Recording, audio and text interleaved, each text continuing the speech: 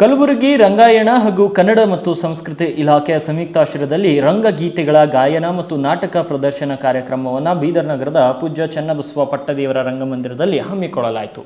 ಕಾರ್ಯಕ್ರಮದ ಅತಿಥಿಗಳಾಗಿ ಆಗಮಿಸಿದ ಕರ್ನಾಟಕ ಜಾನಪದ ಅಕಾಡೆಮಿಯ ಸದಸ್ಯ ವಿಜಯಕುಮಾರ್ ಸೋನಾರೆ ಮಾತನಾಡಿ, ನಮ್ಮ ಗಡಿ ಜಿಲ್ಲೆಯಲ್ಲಿ ನೂರಾರು ಜನ ಕಲಾವಿದರಿದ್ದಾರೆ. ಪ್ರತಿ ವರ್ಷ ನೂರಾರು ಕಾರ್ಯಕ್ರಮಗಳಲ್ಲಿ ಭಾಗಿಯಾಗ್ತಾರೆ. ಆದರೆ ಅವರ ಬಳಿ ಸರಿಯಾದ ದಾಖಲೆಗಳು ಇಲ್ಲ, ಪತ್ರಿಕಾ ವರದಿಗಳು ಇರುವುದಿಲ್ಲ. ಇದರಿಂದಾಗಿ ನಮಗೆ ಸರ್ಕಾರದ ಯಾವುದೇ ಸವಲತ್ತುಗಳು ಸಿಗುವುದಿಲ್ಲ. ಅದೇ ಬೆಂಗಳೂರಿನ ಜನರು 3 ಹಾಡುಗಳನ್ನು ಹಾಡಿದ್ರು, ಅವೆಲ್ಲದರ ದಾಖಲಾತಿಗಳನ್ನು ಇಟ್ಕೊಂಡಿರ್ತಾರೆ. ಅದರಿಂದ ಮುಂದೆ ನೀವು ಯಾವುದೇ ಕಾರ್ಯಕ್ರಮಗಳಿಗೆ ಹೋದ್ರೂ ಕೂಡ ಅಲ್ಲಿ ಪ್ರಮಾಣ ಪತ್ರ ಪಡೆಯುವುದನ್ನು ಮರೆಯಬಾರದು ಅಂತ ಕಲಾವಿದರಿಗೆ ಕಿವಿ ಮಾತನ್ನ ಹೇಳಿದ್ದಾರೆ.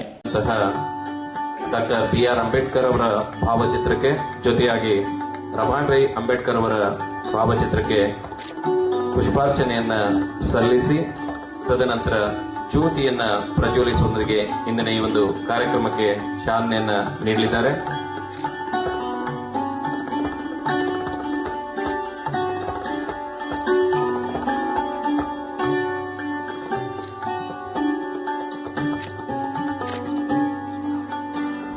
ನೀವು ಕೂಡ ಒಳ್ಳೆ ಹಾಡು ಹಾಡ್ತಕ್ಕಂಥ ಬೆಂಗಳೂರು ಸೈಡ್ ಮೂರೇ ಹಾಡ್ತಾರ, ಮೂರೇ ಹಾಡು ಹಾಡಿ ಸರ್ಟಿಫಿಕೇಟ್ ಹೊಡಿತಾರೆ.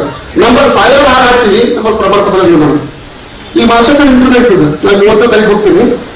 ಏನು ಸುಮಾರು ನಿಮ್ಮ ಹಾಡಿಗಳು ನಮ್ಗೆ ನೀವು ಸೆಲೆಕ್ಷನ್ ಮಾಡಿದ್ರಿ.